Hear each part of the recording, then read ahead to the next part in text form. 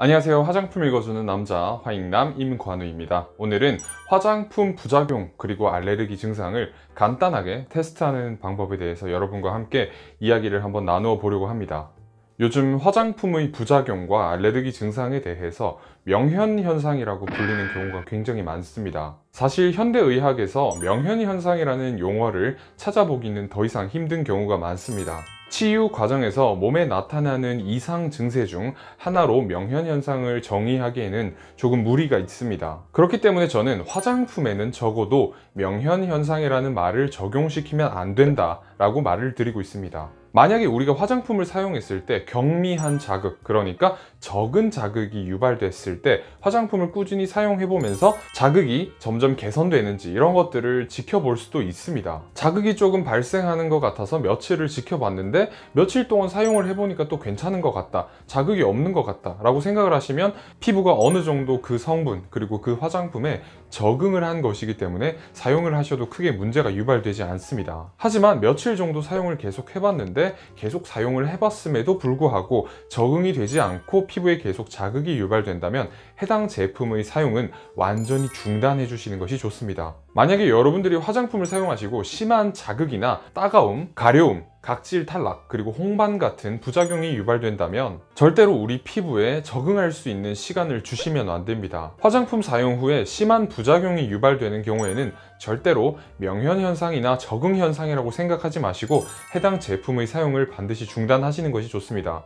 그리고 증상이 매우 심한 경우에는 가까운 피부과 전문의 병원을 찾으셔서 적절한 치료를 받으시는 것이 바람직하다고 할 수 있습니다. 사실 이렇게 화장품은 우리가 직접 사용을 해보고 우리 피부가 어떤 반응을 하는지 지켜본 다음에 해당 제품의 사용을 계속 할 것인지 혹은 중단할 것인지 이렇게 결론을 내릴 수도 있지만, 얼굴에 직접 사용을 해보지 않고도 부작용이 앞으로 유발될 것인지 유발되지 않을 것인지 테스트하는 방법도 분명히 있습니다. 만약에 여러분이 피부가 민감해서 특정 성분이나 특정 화장품을 조심해야 되는 경우, 그리고 고기능성 성분을 함유하고 있는 화장품을 사용하시는 경우, 이런 경우에는 미리 화장품을 사용하시기 전에 제가 지금부터 알려드릴 방법으로 부작용이 앞으로 유발될 것인지 유발되지 않을 것인지를 미리 테스트해 주시는 것이 바람직합니다. 자, 지금부터 본격적으로 셀프 부작용 테스트 방법에 대해서 자세히 알아볼 수 있도록 하겠습니다. 여러분이 사용하실 화장품을 동전 크기만큼 덜어서 팔 안쪽에 발라주시면 됩니다.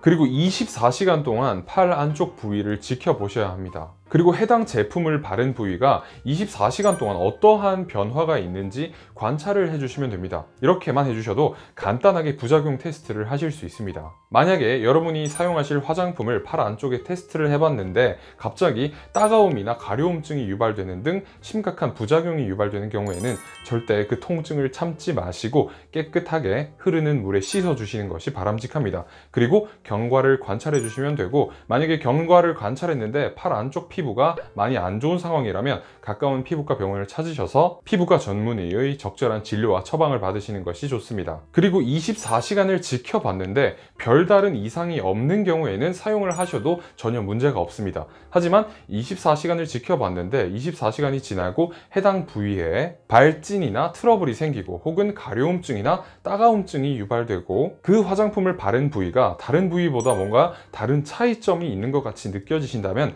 해당 제품은 사용하지 않으시는 것이 좋습니다. 사실 이렇게 간단하게 내가 사용할 화장품에 대한 부작용 테스트를 미리 해보실 수는 있지만, 내가 어떤 성분에 대해, 어떤 특정 성분에 대해 알레르기를 가지고 있는지, 그리고 어떤 특정 성분이 내게 부작용을 유발하는지 확인하시려면 검사를 하시는 방법밖에 없습니다. 피부과에서 내가 어떤 성분에 대한 알레르기를 가지고 있는지 검사를 받으시면 됩니다. 이렇게 내 피부에 어떤 성분이 알레르기를 유발하는지 그리고 피부 자극을 유발하는지 검사를 해 놓으시면 앞으로의 화장품을 선택하는 것이 굉장히 쉬워질 수도 있습니다. 다만 화학적 각질 제거제, 그리고 비타민 화장품, 그리고 기능성 화장품의 경우에는 우리가 처음 사용할 때 일시적으로 이러한 성분들의 피부가 적응을 할 수 있는 시간을 주는 것이 바람직합니다.